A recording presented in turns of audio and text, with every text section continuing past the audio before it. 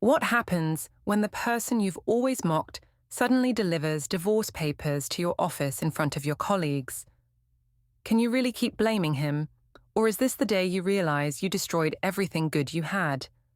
The day my husband served me legal notice was the day I learned that my harmless secrets and lies had always been evidence against me. Before we dive deeper into the story, I have one small request. Please subscribe, drop a like, comment, and hit that hype button to boost this channel so more people can discover these incredible stories. The kitchen felt smaller when my family was around, especially when they started picking apart my marriage like vultures on roadkill. I stirred my coffee and watched my brother Derek lean against the counter, shaking his head at something Eli had just said about needing to fix the garage door himself instead of hiring someone. "I'm just saying, Celestina, most men would have called a contractor by now," Derek muttered, loud enough for Eli to hear from the living room, where he was helping our 8-year-old daughter Lila with her homework. My mother, Marla, nodded in agreement from her spot at the kitchen table. "Your father would have had that door fixed the same day it broke. Some men just take initiative." I felt a familiar surge of validation. Finally, someone else could see what I'd been dealing with for years. Eli was gentle, sure, but sometimes I wondered if gentle was just another word for weak. He never fought for anything, never demanded respect, never made the bold moves that showed he was really in charge of his life. "He means well," I said, stirring my coffee with more force than necessary. "But honestly, sometimes I feel like I'm married to a teenager who needs his mom to remind him to do everything." Derek laughed. "Remember when we were kids and Dad would fix everything around the house? That's what a real man does. He doesn't spend 3 weeks researching the best approach on YouTube." "Exactly." I felt the words tumbling out before I could stop them. "Last month the sink was leaking for 2 weeks because he wanted to understand the problem fully before calling anyone. I finally had to threaten to call a plumber myself." What I didn't notice was Eli standing in the doorway, his face carefully neutral. Lila was behind him, clutching her math workbook and looking confused by the tension in the room. "Celestina," Eli said quietly, "could we maybe not discuss our private business with everyone?" The kitchen went silent. I felt my cheeks burn with embarrassment at being called out in front of my family. Who did he think he was? Making me look bad when I was just venting to people who cared about me. "I'm not discussing anything," I snapped. "I'm just talking to my family. Normal conversation." "It doesn't feel normal to me when you're complaining about me to other people instead of talking to me directly." Derek straightened up, and I could see the protective anger in his eyes. "Hey man, she's just letting off steam. That's what family is for." "I understand that," Eli said, still in that maddeningly calm voice. "But maybe some things should stay between us." Before I could respond, his phone rang. He glanced at the screen and answered immediately. "Hi, Mom." His voice warmed in a way that made my stomach twist with irritation. "Yeah, we're just having dinner with Celestina's family." I couldn't hear Helen's voice clearly, but I could catch enough words to know she was asking about Lila and how things were going. Eli stepped into the hallway for privacy, but his voice carried back to us. "She's doing fine in school. A little quiet lately, but you know how kids are." "No, everything's fine here. I'll tell her you said hello." When he hung up and came back to the kitchen, the atmosphere had shifted. My mother was fidgeting with her napkin, and Derek was checking his phone with exaggerated interest. "Your mother says hello," Eli told me, his tone polite but distant. "I'm sure she does," I muttered. The truth was, Helen had never liked me. From the moment Eli brought me home to meet his parents, she'd been polite but cold, always asking pointed questions about my job, my family, my intentions with her precious son. After we got married, she'd made little comments about how I should appreciate what a good man Eli was, how lucky I was to have someone so devoted. As if I didn't know my own husband's qualities, as if I needed her to tell me what I had. 20 minutes later, after my family had left and Lila was upstairs getting ready for bed, I was cleaning up the kitchen when my phone buzzed with a text message. I glanced at it and couldn't help smiling. Grant, hope your dinner wasn't too boring. Mine was just microwaved leftovers and Netflix. Living the dream over here. I typed back quickly. Family dinner. Definitely more painful than your leftovers. Family drama. Want to vent to someone who won't judge. I was about to respond when I noticed Eli standing in the kitchen doorway watching me. His expression was unreadable, but something in his eyes made me feel like I'd been caught doing something wrong. Just texting Sarah about tomorrow's meeting, I said, slipping my phone into my pocket. Eli nodded slowly. I'm going for a walk. Need some fresh air. He grabbed his jacket from the hook by the door and left without another word. I heard his footsteps on the front porch, then the sound of the door closing with a soft click that somehow felt louder than if he'd slammed it. I pulled out my phone and looked at Grant's message again. Grant Avery worked in the same municipal building as me, just one floor up in the planning department. He was divorced, funny, and had a way of making me feel interesting when we talked by the coffee machine or passed each other in the hallway. Rain check on that venting session, I typed. Husband just went for a mysterious evening walk. Mysterious walks are never good. Coffee tomorrow? I'll buy. I stared at the message for a long moment, my thumb hovering over the keyboard. There was something about the offer that felt like more than just friendly concern, something that made my heart beat a little faster. Sounds perfect, I replied. Upstairs, I could hear Lila brushing her teeth and getting ready for bed. Soon she'd want her goodnight kiss, and then the house would settle into its usual evening quiet. Eli would come back from his walk, we'd watch TV in comfortable silence, and everything would go back to normal. But as I looked at my phone screen, at Grant's name in my message thread, I realized I wasn't sure I wanted normal anymore. The next morning at the municipal records office, I found myself checking my reflection in every window and mirror I passed. I'd chosen my outfit more carefully than usual, a blue blouse that brought out my eyes and black pants that fit just right. Nothing too obvious, just professional with a hint of effort. Grant was waiting by the coffee machine when I arrived, holding 2 cups and wearing a smile that made my stomach flutter. Vanilla latte, extra shot, he said, handing me the cup. I remembered from last time. You have a good memory. I accepted the coffee, our fingers brushing for just a moment longer than necessary. Only for important things. We found a table in the corner of the small break area, away from the morning rush of employees grabbing their caffeine fixes. Grant settled into his chair and gave me his full attention in a way that felt both flattering and slightly dangerous. So, he said, tell me about this family drama. I found myself opening up more than I'd planned. About Derek and my mother constantly pointing out Eli's shortcomings. About feeling like I was the only one in my marriage who wanted to actually live life instead of just existing through it. He's not a bad person, I said, stirring my latte absently. But sometimes I feel like I'm married to a ghost. He never gets excited about anything, never takes charge, never surprises me. It's like he's just there. Grant nodded thoughtfully. That sounds lonely. It is lonely. The admission slipped out before I could stop it, and I felt a flush of embarrassment. God, listen to me complaining about my husband to someone I barely know. Hey. Grant reached across the table and touched my hand gently. You're not complaining. You're being honest about your feelings. There's a difference. His hand was warm, and I didn't pull away immediately like I should have. Instead, I let myself enjoy the simple comfort of being touched by someone who seemed to actually see me. My ex-wife used to say I was too attentive, Grant continued, his thumb brushing across my knuckles. Always asking how her day was, wanting to plan date nights, trying to keep the romance alive.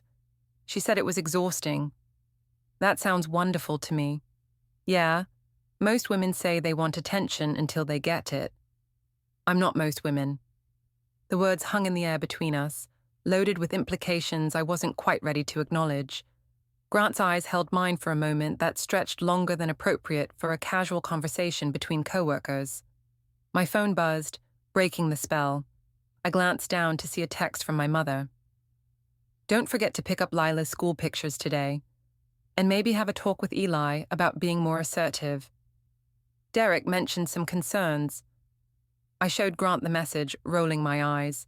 See, even my family can see there's a problem. Sounds like you have a good support system, Grant said. People who care about your happiness. Unlike some people. I took a long sip of my latte, enjoying the way Grant was looking at me, like I was fascinating, like my problems mattered. Can I ask you something? Grant leaned forward slightly. When was the last time your husband made you feel beautiful? The question caught me off guard. I tried to remember the last time Eli had complimented me, really looked at me like he was seeing something amazing. The memory felt distant and vague. I can't remember, I admitted. That's a crime. You should be reminded every day. Before I could respond, my co-worker Janet appeared at our table, her eyebrows raised in obvious curiosity. Well, she said with a knowing smile. Getting cozy with the planning department, are we? I felt my face burn. We're just having coffee, Janet. Uh-huh. Janet's grin widened. Just be careful, honey. Office gossip travels fast around here, and you know how people talk. After she walked away, Grant and I sat in awkward silence for a moment. The spell was broken, and suddenly I was very aware that we were in public, that people were watching, that I was wearing my wedding ring, while holding hands with a man who wasn't my husband. She's right, I said, pulling my hand back. People do talk. Let them, Grant said. We're not doing anything wrong. Just two friends having coffee. But even as he said it, we both knew it wasn't entirely true. There was an undercurrent to our conversation, a tension that had nothing to do with friendship and everything to do with the way he was looking at me. I should get back to work, I said, standing up quickly. Celestina, wait. Grant caught my arm gently. I didn't mean to make you uncomfortable. I like talking to you. You're interesting and smart and funny, and if your husband doesn't see that, then he's an idiot. The compliment sent a warm glow through my chest. When was the last time someone had called me interesting? When had Eli ever looked at me the way Grant was looking at me right now? Thank you, I said softly. That means more than you know. Maybe we could do this again sometime. Coffee, I mean, just as friends.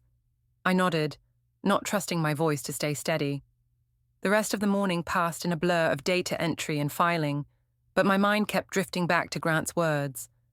The way he'd touched my hand, the way he'd made me feel seen and valued in a way I'd almost forgotten was possible. At lunch, my phone rang. Helen's name appeared on the screen, and I almost let it go to voicemail before remembering that Lila was supposed to visit her grandmother this weekend. Hello, Helen. Celestina. Her voice was cool and formal as always. I wanted to talk to you about Lila. What about her? She seemed very quiet when I saw her last weekend, withdrawn. Her teacher called me, I'm listed as an emergency contact, and mentioned that Lila's been having trouble concentrating in class. I felt a spike of irritation. Of course Helen was listed as an emergency contact. Of course she was inserting herself into our family business. Kids go through phases, I said. She's fine. I'm sure she is, but children are sensitive to tension at home. They pick up on things even when we think we're hiding them. The implication was clear, and it made my blood boil. Are you suggesting that Eli and I are causing problems for Lila? I'm suggesting that children need stability. They need to see their parents treating each other with respect and kindness. We do treat each other with respect. Do you? Helen's voice was quiet but pointed. Because from what I've observed, and from what Eli has mentioned, there seems to be quite a bit of criticism and negativity in your household lately. Eli complained to you about me. I couldn't believe it. After all his talk about keeping our private business private, he was running to his mother. Eli doesn't complain. He never has. But a mother can tell when her son is unhappy. Well, maybe your son should try talking to his wife instead of his mommy when he has problems. The silence on the other end of the line was deafening. When Helen spoke again, her voice was ice cold. I think this conversation is over. I'll pick up Lila at 6 on Friday as planned. Please have her ready. She hung up without saying goodbye, leaving me staring at my phone and shaking with anger. How dare she lecture me about my marriage? How dare she act like I was some kind of terrible wife when I was the one dealing with Eli's passivity day after day? My phone buzzed with a text from Grant. Hope your afternoon is going better than your morning seemed to be. You looked stressed when you left the break room. I stared at the message, feeling a mix of gratitude and something else I didn't want to name. Here was someone who actually paid attention to my feelings, who cared enough to check on me. Long day, I typed back. Family drama continues. Want to talk about it? I'm a good listener. I glanced around the office, making sure no one was watching, then typed, maybe, but not here. Too many eyes and ears. I know a quiet cafe on 5th Street, great coffee, private booths, no co-workers in sight. My heart started beating faster. Meeting Grant outside of work felt like crossing a line, moving from innocent friendship into something more complicated. But after Helen's phone call, after feeling criticized and judged by everyone around me, the idea of spending time with someone who actually appreciated me was too tempting to resist. When? I typed. Tomorrow after work, 5:30. I stared at the message for a long moment, my thumb hovering over the keyboard. This was my chance to back out, to keep things professional and appropriate, to be the good wife that everyone expected me to be. Instead, I typed, see you there. The cafe on 5th Street was exactly as Grant had described, small, dimly lit, with high-backed booths that provided privacy from curious eyes. I told Eli I was staying late to finish a project, which wasn't entirely a lie. I did have work to catch up on. I was just choosing to do it after meeting Grant instead of before. He was already there when I arrived, sitting in a corner booth with 2 coffee cups and a smile that made me feel like I was the most important person in the world. I wasn't sure you'd come, he said as I slid into the seat across from him. I wasn't sure either. The honesty surprised me, but there was something about Grant that made me want to be truthful. This feels dangerous, he supplied. Something like that. We talked for an hour about everything and nothing. Grant told me about his divorce, how his ex-wife had slowly stopped seeing him as a person and started seeing him as a paycheck and a babysitter for their social obligations. I found myself sharing things I'd never told anyone. How lonely I felt in my marriage, how invisible I'd become in my own life. You're not invisible, Grant said, his eyes intense across the table. You're vibrant and beautiful and interesting. If Eli can't see that, then he's blind. Maybe I'm the problem, I said, surprising myself with the admission. Maybe I expect too much. No. Grant reached across the table and took my hand. You expect to be valued. You expect to be seen. That's not too much, that's the bare minimum. His fingers were warm and strong, and when he traced small circles on my palm with his thumb, I felt something I hadn't experienced in years. Desire. Want. The electric thrill of being touched by someone who actually wanted to touch me. Grant, I started, but he shook his head. I know this is complicated. I know you're married, but I can't pretend I don't feel something here. I feel it too, I whispered. He lifted my hand to his lips and pressed a soft kiss to my knuckles. It was innocent enough, but the way he looked at me while he did it made my heart race. I should go, I said, but I made no move to pull my hand away. Should and want are 2 different things. Yes, they are. We sat there for another moment, hands linked across the table, both of us aware that we were standing at the edge of something that would change everything. Then my phone rang, shattering the moment. Eli's name appeared on the screen, and guilt crashed over me like a cold wave. I have to take this, I said, pulling my hand free. Hey, I answered, trying to sound normal. Hi, I was just wondering when you'd be home. Lila's asking about you." In the background, I could hear my daughter's voice. "Is that Mummy? When is she coming home?" "Soon, baby," I called out, loud enough for her to hear. "Mummy's just finishing up some work." "Okay, drive safe," Eli said. "Love you." "Love you too," I replied automatically, the words feeling strange and hollow in my mouth. After I hung up, Grant was watching me with an unreadable expression. "Reality check?" he asked. "Something like that." "Do you want to talk about it?" I shook my head. "I should really go. Lila's waiting for me." "Of course, family first." But as I gathered my purse and jacket, Grant caught my arm gently. "Celestina, this doesn't have to be complicated. We're just two adults who enjoy each other's company. There's nothing wrong with friendship." "Is that what this is? Friendship?" He smiled, but there was something sad in his eyes. "It's whatever you want it to be." I left the cafe feeling more confused than ever. The drive home gave me time to think, to rationalize what had happened. Grant was right. We were just friends. We'd had coffee and conversation. Yes, there was attraction, but I hadn't acted on it. I was still faithful to my marriage, technically speaking, but even as I told myself that, I knew I was lying. Emotional infidelity was still infidelity, and I was definitely crossing that line. At home, I found Eli helping Lila with a science project at the kitchen table. They looked up when I walked in, and Lila immediately ran to hug me. "Mummy, look what Daddy and I made." She pointed proudly to a volcano made of clay and baking soda. "It's going to erupt tomorrow." "That's amazing, sweetheart." I hugged her tight, breathing in the familiar scent of her strawberry shampoo. "You and Daddy did a great job." Eli was watching me with that careful expression again, the one that made me feel like he was trying to read my mind. "How was work?" he asked. "Fine, busy. You know how it is." "Must have been really busy to keep you there so late." Was there suspicion in his voice, or was I just feeling guilty? I couldn't tell. "End of month reports," I said, hanging up my jacket. "Had to get them finished." Lila tugged on my hand. "Mummy, will you read me a story tonight?" "Of course, baby. Go get ready for bed and pick out a book." As Lila ran upstairs, Eli started cleaning up the science project materials. We worked in comfortable silence for a few minutes, but I could feel the weight of unspoken questions in the air. "Celestina," he said finally, "is everything okay between us?"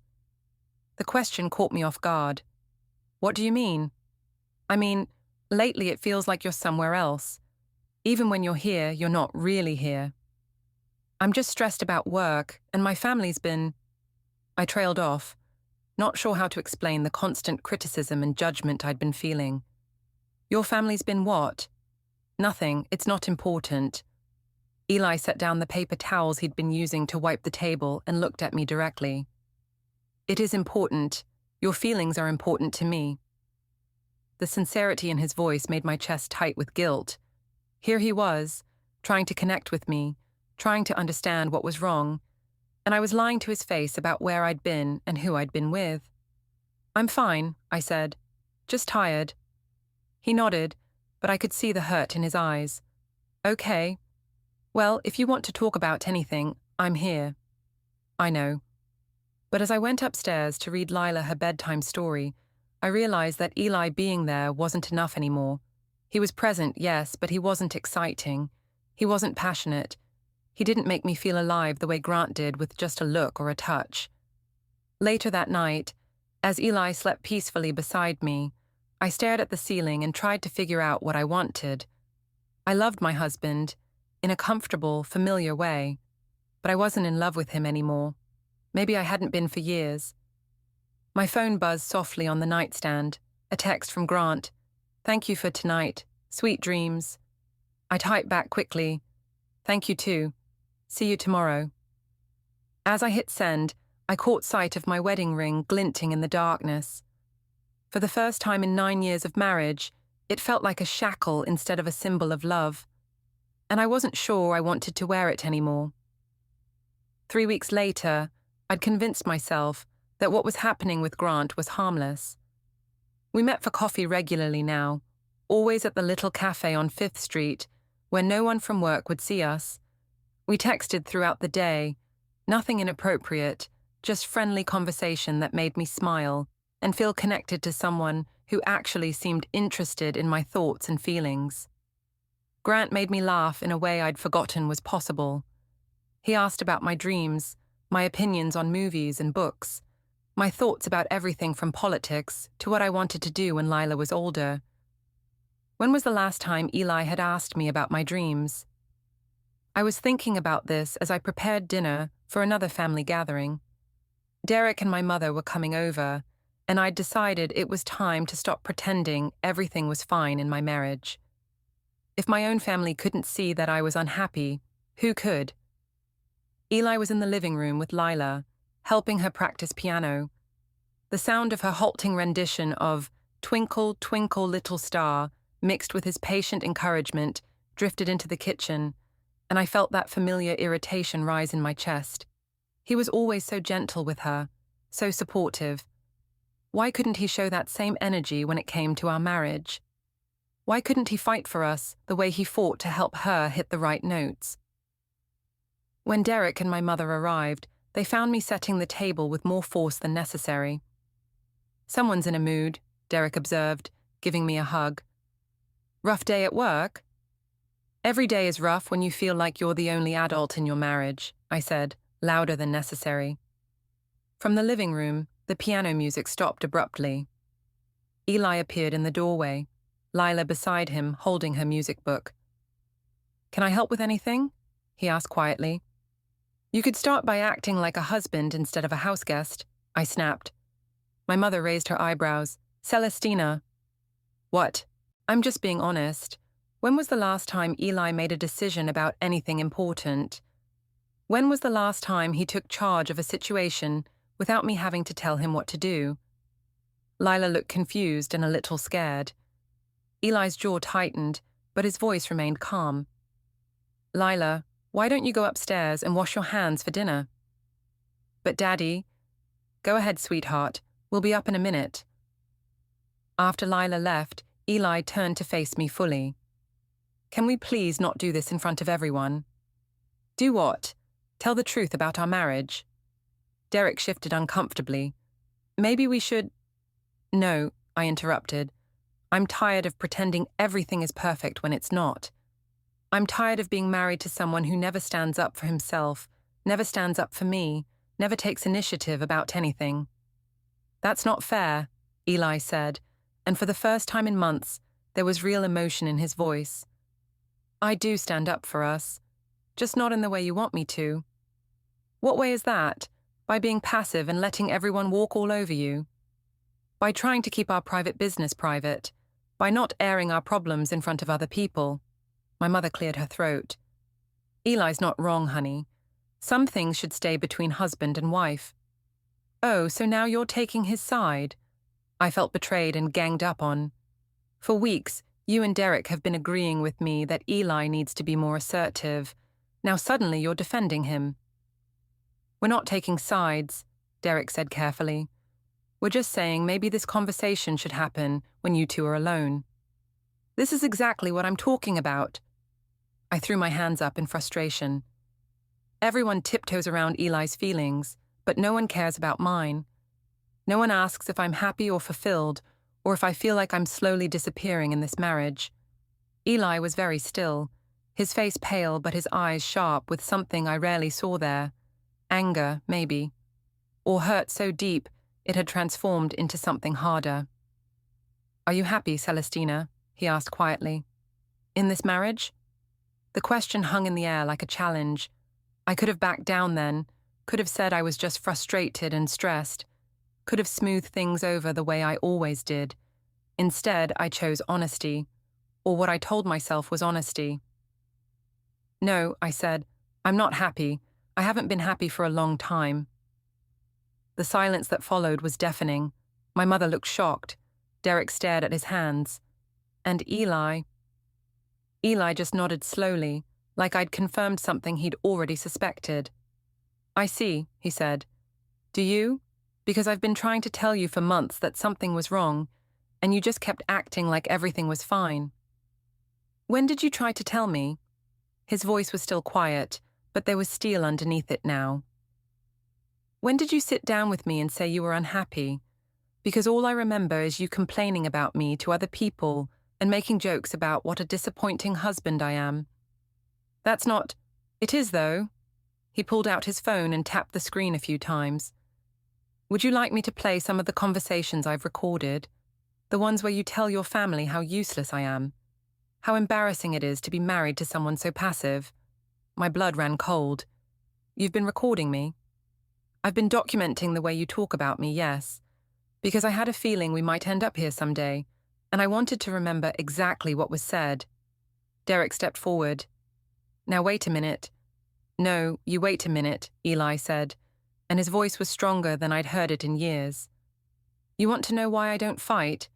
It's because every time I try to address a problem, I get told I'm being too sensitive or making drama. Every time I ask for basic respect, I get laughed at or dismissed. He looked directly at me. You want passion, Celestina? You want fire? Here it is. I have spent 9 years of my marriage trying to be the man you said you wanted, and it's never been enough. Nothing I do is ever enough for you. Tears were streaming down my face now, but they felt more like anger than sadness. So this is my fault. I'm the problem. I didn't say that, but I am saying that if you're this unhappy, maybe we need to figure out what we're going to do about it. From upstairs, we heard Lila's small voice. Mommy, Daddy, is everything okay? The sound of our daughter's worry cut through the tension like a knife. Eli's shoulders sagged, and suddenly he looked exhausted. We'll be right up, baby, he called. Then, to the room in general. I think this dinner is over. My mother and Derek gathered their things quickly, both of them avoiding eye contact with me. As they headed for the door, my mother paused. Celestina, think carefully about what you really want, she said quietly, and remember that Lila is watching everything. After they left, Eli and I stood in the kitchen surrounded by the ruins of our family dinner.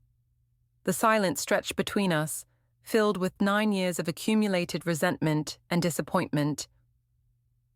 I'm going to go comfort our daughter, Eli said finally. Then I think we need to have a very serious conversation about our future.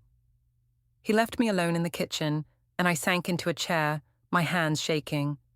My phone buzzed with a text from Grant. How was dinner with the family? Hope it went better than expected. I stared at the message, thinking about Grant's warm smile and the way he made me feel interesting and valued. Then I looked around the kitchen at the evidence of the life Eli and I had built together. Lila's artwork on the refrigerator, the coffee mug he'd given me for our anniversary 3 years ago, the small dent in the wall where we'd bumped into it while dancing to the radio one random Sunday morning. When had dancing stopped? When had we stopped being happy? Worse than expected, I typed back. Much worse. I'm sorry. Want to talk about it tomorrow?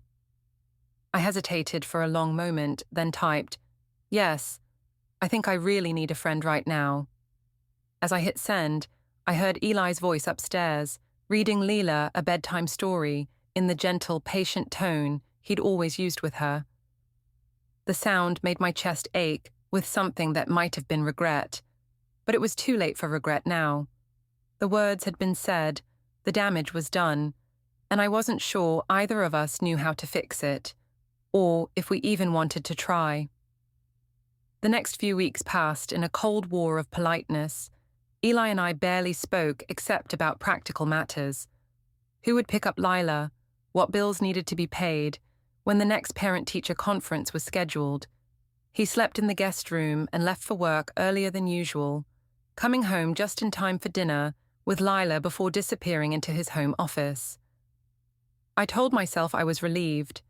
The tension was gone, replaced by a civil distance that felt more honest than the pretense we'd been maintaining. But sometimes I caught myself missing the comfortable intimacy we'd once shared, the way he used to bring me coffee in bed on Saturday mornings, or how he'd absently reach for my hand while we watched TV. Grant became my lifeline during this period. Our coffee meetings turned into lunch dates, and our text conversations grew longer and more personal. He listened to my frustrations about Eli's coldness, about how he was punishing me for being honest about my feelings. "He's manipulating you," Grant said one afternoon as we sat in our usual booth at the cafe, "making you feel guilty for wanting more out of life." "Is he, though? Sometimes I wonder if I'm being unfair." "Celestina, look at me." Grant reached across the table and took my hands. "You're a beautiful, intelligent woman who deserves to be cherished. If your husband can't see that, it's his loss." The way Grant looked at me when he said things like that made my heart race, like I was precious, like I was worth fighting for. "I keep thinking about what you said," I told him, "about how your ex-wife didn't appreciate your attention. I can't imagine not wanting someone to care that much." "You wouldn't have to imagine it with me," he said quietly. The words hung between us, loaded with possibility. We were definitely past the point of innocent friendship now, and we both knew it. "Grant, I know you're married, I know it's complicated, but I can't stop thinking about you." Neither could I.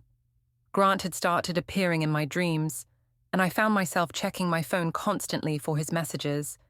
When we were together, I felt alive in a way I'd forgotten was possible.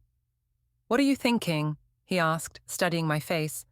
"I'm thinking this is dangerous." The best things usually are.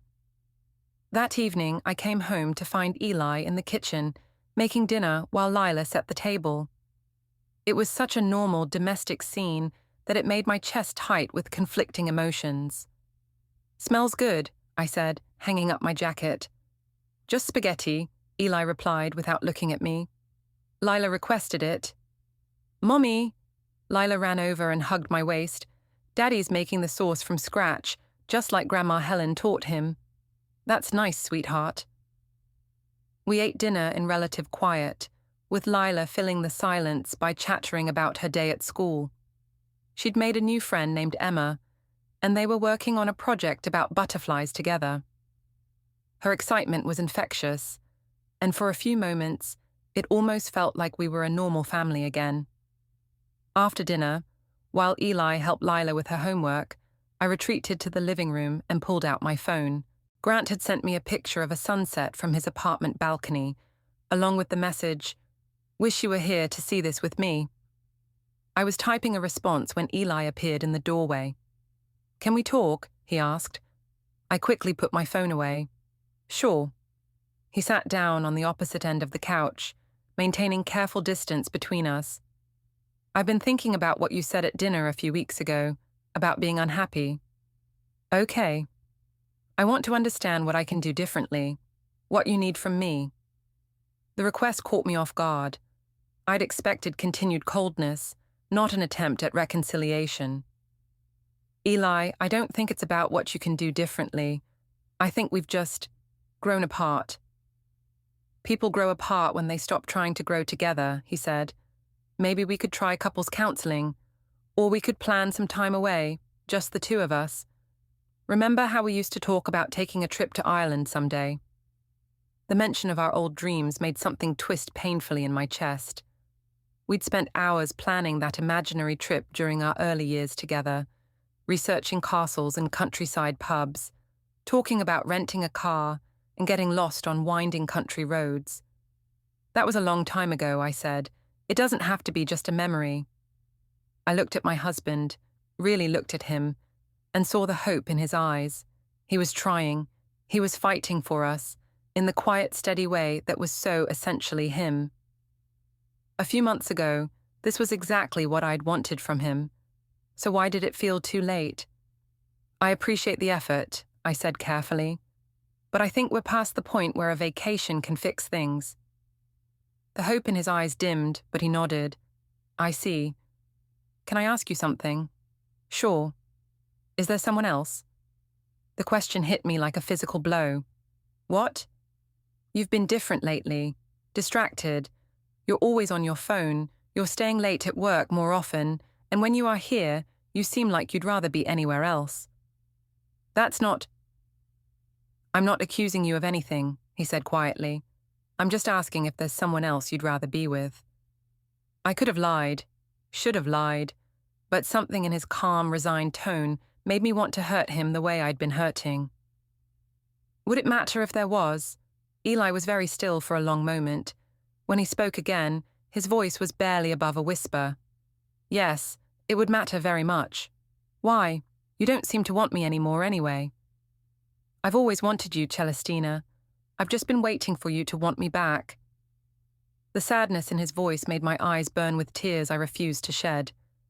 This was his fault, I told myself. He'd had years to fight for our marriage, years to show passion and initiative. It was too late for him to start now. I think I should sleep in the guest room tonight, I said, standing up. Eli nodded without argument, probably for the best. As I headed upstairs, my phone buzzed with another message from Grant.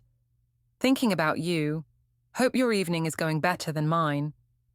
It's not, I typed back, but talking to you makes everything better. You make everything better for me, too.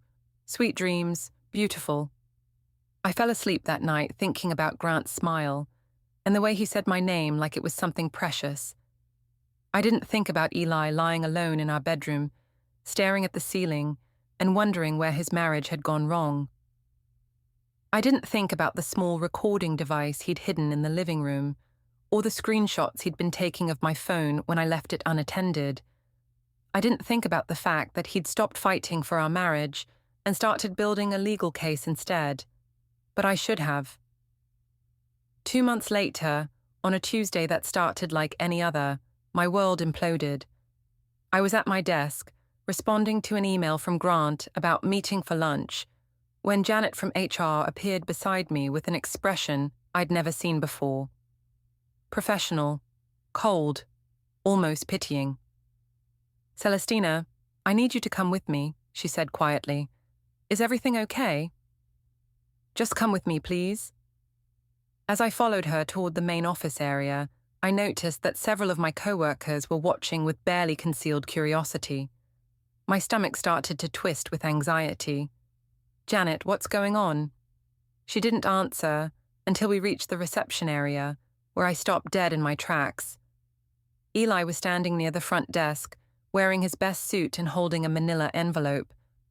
Beside him was a woman I didn't recognize, professional-looking, with sharp eyes and an expensive briefcase. Hello, Celestina, Eli said calmly. This is my attorney, Patricia Wells. We need to talk. The blood drained from my face. Around us, the office had gone completely silent. Everyone was staring, and I could feel their eyes like physical weight. Here, I managed to whisper. You want to do this here? You made our private business public, Eli replied. I thought you'd be comfortable with an audience. Patricia stepped forward and handed me a set of papers. Mrs. Morland, you're being served with divorce papers and a petition for custody of your minor child. You have 30 days to respond. My hands were shaking as I took the documents. The words swam on the page. Irreconcilable differences, division of assets, custody arrangement. Eli, please, I said, my voice barely audible. Can we talk about this at home? We tried talking at home. You said you were unhappy and wanted out. I'm giving you what you asked for. I didn't ask for this. Didn't you? He pulled out his phone and tapped the screen.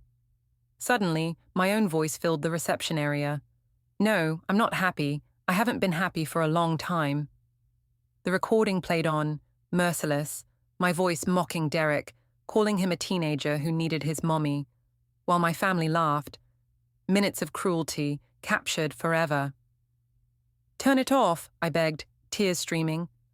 That's just the start, Patricia said. Texts, finances, witnesses, and your affair with Grant Avery. Eli slid a photo across the table. Grant's hand on mine, our faces inches apart, glowing like lovers. A private investigator, he said calmly. 6 weeks. Co-workers whispered. Affair. Poor guy. Eli, please, not here.